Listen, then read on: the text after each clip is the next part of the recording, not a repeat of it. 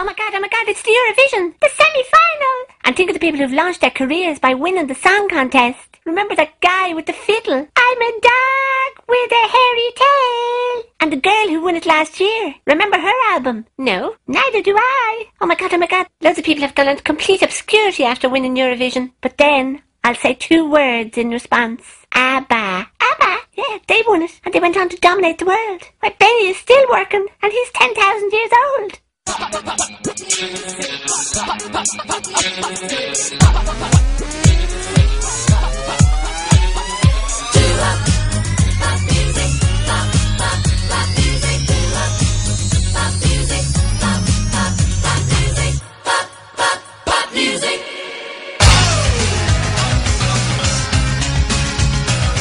Over the past 18 months, identical twins John and Edward Grimes, or Jedward, have been transformed.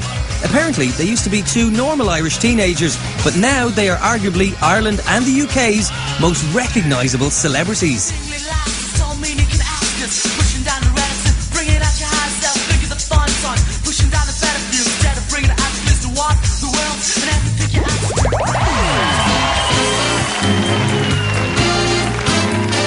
On the 11th of February, the selection process for the 2011 Eurovision Song Contest took place live on The Late Late Show.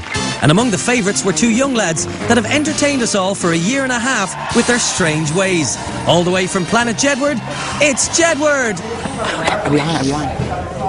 We're on, guys. Kate's backstage. Kate, Jedward are about to formulate it. We cannot wait. It's going to be so good. This is so exciting for us. Would you welcome, please, Jedward?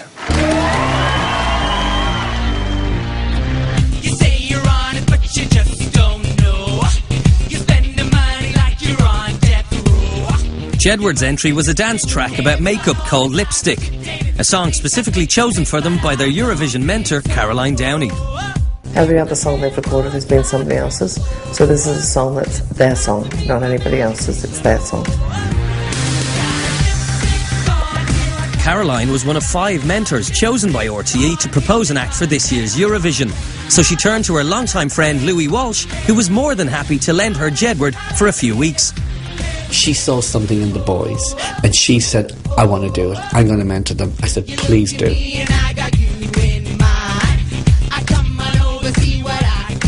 Jedward, if they go to the Eurovision, will be a photo of heaven. They will be in every picture. You'll have one of them, then you wonder where the other fella's gone. He'll go missing. The other fella will turn up. They'll be incredible, right? Jedward, ladies and gentlemen. Jedward have won the competition. They will have the honour of representing Ireland in the 2011 Eurovision Song Contest in Dusseldorf on May the 12th. Ireland has been drawn in the second semi-final. They're constantly kind, and they're constantly warm, and they're constantly lovely. And that's why when I see people sniping at them, I'll always stand in and say, leave them alone. Do you know what, lads? A bit of respect. They have won, and they've won fairly. So just give them their moment, okay? A lot of people were not happy because Jedward were doing Eurovision because they didn't see them as being credible, representing Ireland. You know, Ireland hasn't done well in the last few years because we didn't send the right act.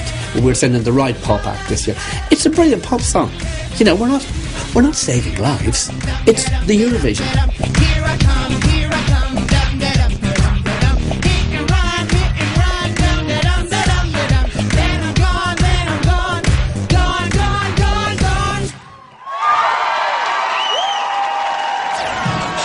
Not once to rest on their laurels, Jedward left behind their Eurosong victory to concentrate on a sold-out national tour, their 3rd in a year.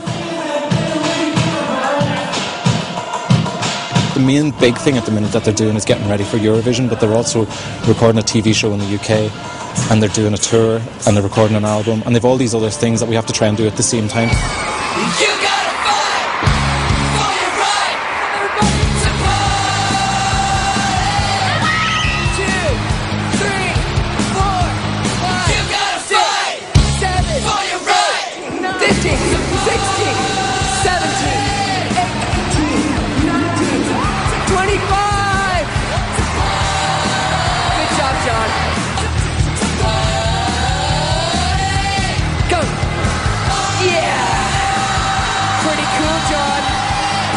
John. If I had told him not to do that, he would have done it. So, mud washed off, we asked our heroes to reflect with good grace and humility on what all this Eurovision malarkey means to them. We are going to win Eurovision. It's like We're so totally weird. gonna do It's this. so weird when people come up to us and go, "Are you going to win it? Oh, you're not going to win it." Like, And then- me and Art stand like a huge chance of winning Eurovision. Like, seriously, we got a great song, we got great stage presence, cool image, and we totally have the right attitude to win Eurovision. We got all the package.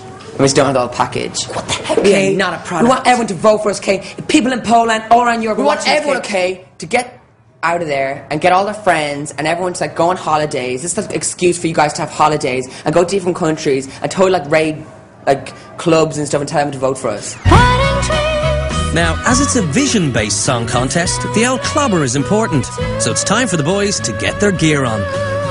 These jackets could end up in the Jedward Museum. These will be the jackets that you'll see on MTV when like we die and there'll be an auction.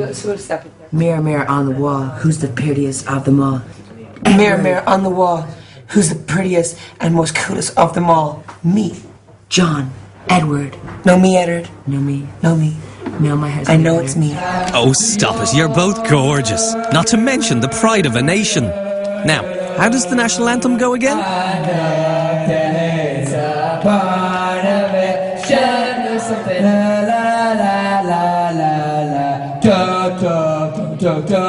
John and Edward, Shirley, John and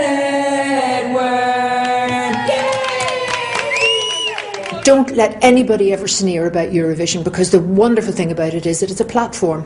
So Europe, suddenly, all of these millions and millions of viewers are going to see Jedward. You did a good job in Eurovision.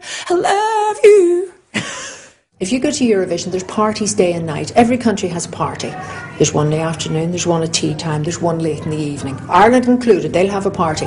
Now, if you go to every one of them, you're talking, there's music in the background, so you're shouting. And what happens? The throat goes. You are the dancing queen, young and sweet, only 17. Oh, yeah. So that's really what my worry would be, and my advice really would be just look after your throats for the big day. The advice that me and John have been given is by Linda Martin. She won with Why Me? Why Me? She said to us that me and John have an amazing song, an amazing dance track that everyone's going to love. It's a brilliant pop record, and I think anywhere in the world this record's going to sound good. I think that's why we'll get points everywhere, as long as they get the vocal right on the night. That's my only worry with them, as long as they remember the words and get the vocal right. Remember the words and get the vocal right? Good advice, if you can talk. But with the Irish tour taking its toll on the boys, John is beginning to lose his voice, and with no time to rest between the end of the tour and the start of Eurovision, Liam is getting worried. This voice thing is becoming a real problem. It's like, I keep joking about it, not joking about it, but I keep brushing over it, and the boys very much are the same. Like, they're brushing over it, and they keep saying, you know, oh, like, it'd be fine, we've got 10 or 3 weeks, or we've got 2 weeks, and we've got 10 days rehearsal, and blah blah blah, all this kind of stuff. But the problem is, if we get to the 29th of December or April, whenever this tour finishes, and he's not able to speak, that's not enough time to recover from it. Meanwhile, a concerned Caroline is taking a more matter-of-fact approach to the problem and offers a simple solution: hard work. John has nodules on his throat. Now, he's too young to have them removed, and the vocal coach, the exercise she gave him, can have them removed. So there is a way of doing it, but he's got to stop whispering. He's got to do his exercises. Yeah, okay. Bye, Brittany. John, Brittany's been asking you doing your exercises. You know, tell Britney Spears that I haven't done my exercises. She wants to know. Yeah, okay, that one. Yeah. Yeah. And what are the exercises you do, Brittany? Oh. Ooh, yeah. I think he's doing a good job, Brittany. What about that other one where she goes, May?